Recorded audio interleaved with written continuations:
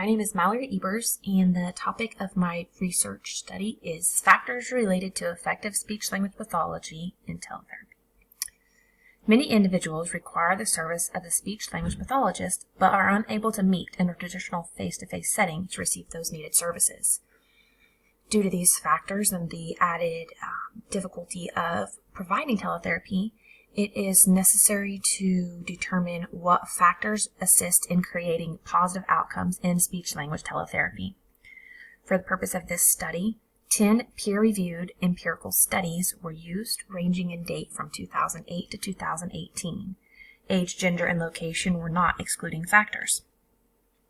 For this study, it was broken down into technological factors and diagnostic factors. For the technological factors, the 10 included studies looked at dedicated devices, which would be one that was used and intended solely for the purpose of therapy, traditional desktops and laptops that utilized special software and/or computer programs. For the diagnostic factors, the included studies looked at both congenital and acquired disorders. Congenital disorders are ones that an individual is born with, while an acquired disorder would be one that came later.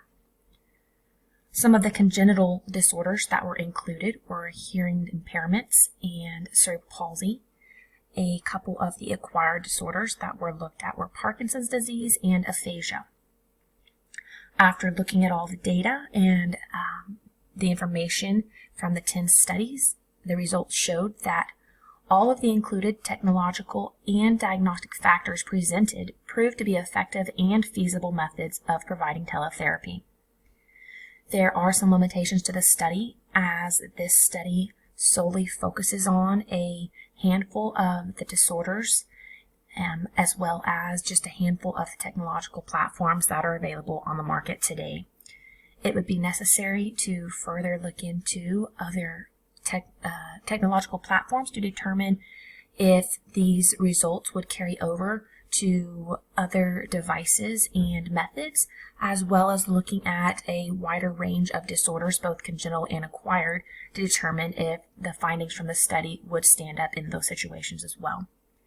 A topic that could be considered for future study would be, is teletherapy effective for individuals with Angelman syndrome? And this could also be applied to any other disorder that one wanted more knowledge on.